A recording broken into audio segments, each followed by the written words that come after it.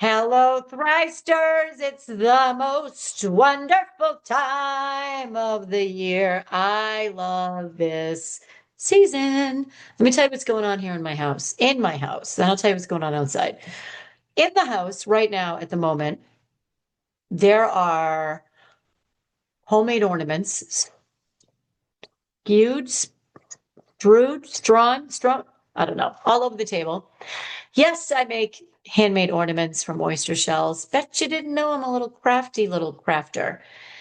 I made ginger cookies for a dear friend. I made Neiman Marcus cookies, which, if you're a member of the Thrive Hive Weekly Buzz, you already have that recipe.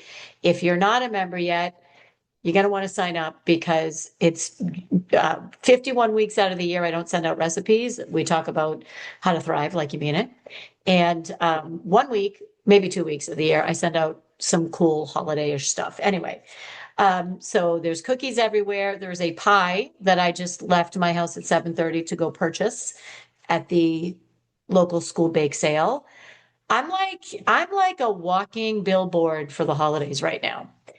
And I understand that while I like the holidays, boy, they can be ripe with issues. Woo! So take the holiday stress that exists anyway, just because it's the holidays, layer in family dynamics, layer in pressure to perform, do all the things, layer in the financial stress for many of us, layer in that there's only 24 hours in a day. And if you're like me, and I know I talk about it, and I know it's do as I say, not as I do. We overcommit. That's why I'm talking about the ornaments. I got to take a picture of this. The ornaments, the cookies, I'm making little wine toppers. The house looks like, I don't even know what it looks like. I don't even know. I'm very grateful that my husband is not here because he would probably be losing his mind. So why am I here? Oh, so today's topic, we're going to talk about 3 ways to navigate family dynamics with grace. Because as much as I love the holidays, and as much as maybe you love the holidays, they're not without their challenges. And one of the biggest challenges for many, many people is spending a lot of time with family and not necessarily our little nuclear family. Sometimes we spend it with a lot of family members that we don't usually see. And sometimes those people can push our buttons and they can be triggering. So I'm going to talk about 3 ways to navigate family dynamics with grace.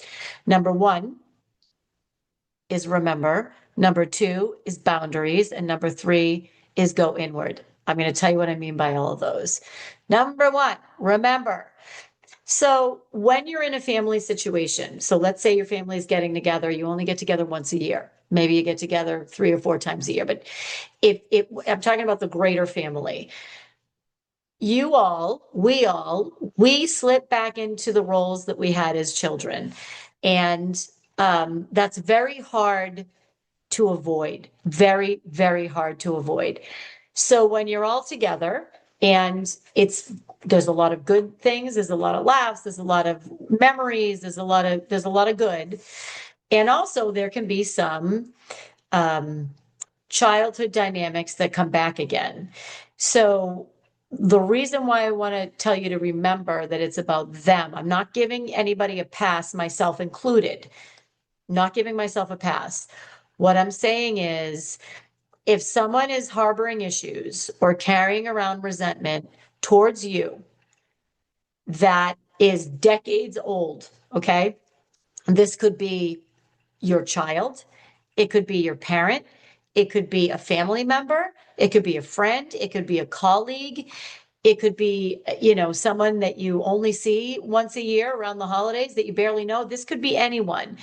But if somebody is still upset with you, or if somebody slips into that, I resent her, I resent what she did, I resent who she is, I resent how she acts, or some variation of that, um, based on 10, 20, 30 years ago, that is on them at a certain point. Again, I'm not giving anybody a free pass, especially myself.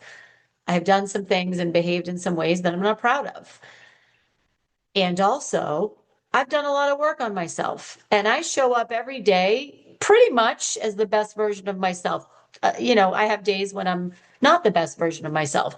And on those days, I go out of my way to say to the people that I have affected, hey, I'm really sorry for what I said, or I'm really sorry that I was moody, or whatever the case is. I've evolved to be able to say, um, this isn't who I want to be. It's not how I want to act, and I'm sorry.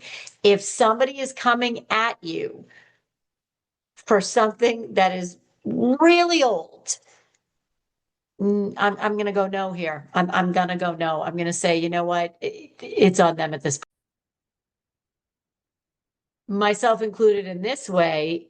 Now I'm going to turn it around a little bit. If I get upset about something a parent does, or something my family member does, or something a friend that I've known for 30 or 40 years does, and this is based on 30 years of history, no, I don't get to do that. I don't get to do that anymore. No, either talk about it, air it out, clear the air, say you're sorry, say how can we move forward, or cut it out. At a certain point, there's a statute of limitations as far as I'm concerned. This is my point of view. Again, not giving anybody a free pass. I'm saying that if somebody keeps coming at you and coming at you and coming at you, and you're just showing up as the best version of yourself, then no, it's on them. Okay, so that's number one. You're welcome. Number two, boundaries. So every year I do at least one, if not two or three boundary episodes. I did not do that this year. There is and was too much going on for me to pull that together. I will link to some of the boundary episodes in the show notes. They are fantastic. I have a guest that I bring on every year, Barb Nangle. She's a boundary coach. There are role plays that are hilarious. And the reason why I like these role plays so much is because, Barb, this is what she does all day long. She is a professional boundary coach. She's very simple, she's very clear, and that's it, end of the day. So when I say boundaries, if there's a family dynamic that you have continued to let happen and you've never said anything, or you've never said, hey, you know what, Uncle Frank, when you ask me when I'm gonna get married every time you see me, it's really unnecessary. And frankly, I think see what I just did there, Uncle Frank, frankly. It's a little passive aggressive. I would appreciate if you didn't say anything, or that's a little aggressive. Hey, Uncle Frank, when you ask me when I'm getting married, every time you see me, it really makes me feel bad about myself. And I don't want to feel bad about myself. I know you probably don't mean for it. I'm sure you're just asking. I want you to know that that's how I feel. So maybe, you can say something else when you see me, whatever. Or, hey, mom, when you guilt me into making the sweet potato, whatever, I want you to know that I don't have the time. I can't do it this year. No, I'm sorry. Just, hey, mom, I know I always bring the sweet potato pie. I'm not gonna be able to do it this year. Here's what I can do instead. By the way, I am making a sweet potato pie this year. My sweet potato pie is fantastic, but that's a story for another time. So, um, all boundaries, boundaries, boundaries. I don't want to get too much into boundaries right now because this is a quickie episode. I am going to link to the previous episodes where we go really, really deep on boundaries, and it's super fun. The one thing I will say before I move on to number three is I learned at a later age that boundaries were a thing, and it blew my mind. Like, hold on a minute, hold on a minute. I get to tell people what is and is not okay with me and how they speak to me or how they behave around me. I don't like what, wait, what? Boundaries, when you can master the art of setting boundaries, or when you can try to set boundaries, or when you can even think about boundaries, they will change your life if this is something that you're not used to. You get to decide how people treat you, especially in a family situation, anytime. And right now we're talking about family dynamics. You get to say, hey, when you speak to me that way in that tone, that's not okay. And I understand that you're activated, or I understand that this might be upsetting to you. I'm going to ask you to change how you're talking to me. And if not, I'm going to end the conversation, and we can revisit it at a time when you can speak to me in a kind manner. Let's say it's politics. I'm really not comfortable talking about politics at the Thanksgiving table. Not something I want to get into. It's too loaded. I'm going to ask that we change the conversation. And then if they don't, you would have set a boundary ahead of time, or if they don't, it's, if you insist on continuing to talk about this, I'm going to go to the other room, or I'm going to leave, or whatever the case may be. I kind of went down a rabbit hole with the boundaries. Set a boundary, set it. Aha, as my friend likes to say, set it, don't forget it. Because sometimes we set the boundaries and we forget them, myself included. Okay. Finally, this is my favorite one. And it's my favorite one because I really like to call myself out on my stuff. I do. So this one is number 3 is to go inward and think about, what are you adding to this situation? What are you bringing to this dynamic? What's my role here? Um, am I being passive aggressive? What stories or patterns from my childhood am I bringing to this dynamic? Um, I'm not saying that you need to sit down with yourself and have a full-on intervention. At the same time, and I'm going to give an example, and this is a real example, very real example. I will do anything, as you know, to protect my peace. And sometimes that means I will not get emotionally involved in a situation. I might say, nope, I'm not getting involved in this. It's triggering. I know that it's triggering. I don't want to live angry. I don't want to live resentful. So I'm not engaging. Okay, great. Okay, everybody's all set. I'm not engaging, blah, blah, blah. I don't then get to go poke the bear. I don't then get to dial into the drama and then go, oh, nope, I'm not getting involved. Or launch a grenade and then say, nope, I'm not getting involved. If I'm not getting involved, I'm not getting involved. And this is me calling myself out on my own role.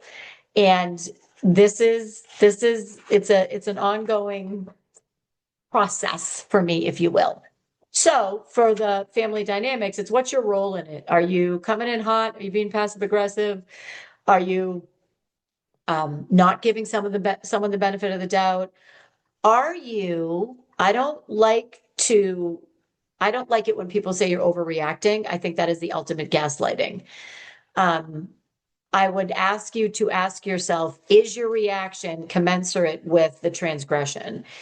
Are you bringing a little emotional baggage? So maybe you're handling it with a little more emotion or anger or resentment than you want to. Um, that's it. That's, to me, it is, remember, it's about them. Set your boundaries, set them, don't forget them. And finally, what's your role here? How are you contributing to the situation? Now, I'll tell you what, I have a lot of fun around the holidays. And sure, there's some drama here and there. Yep, that comes with the territory. Everybody has it, everybody navigates it, and hopefully with these 3 quick tips, you can navigate it with a little grace and a little joy, so you can go out there and, what, Thrivesters? Go out there and thrive like you mean it. Happy holidays.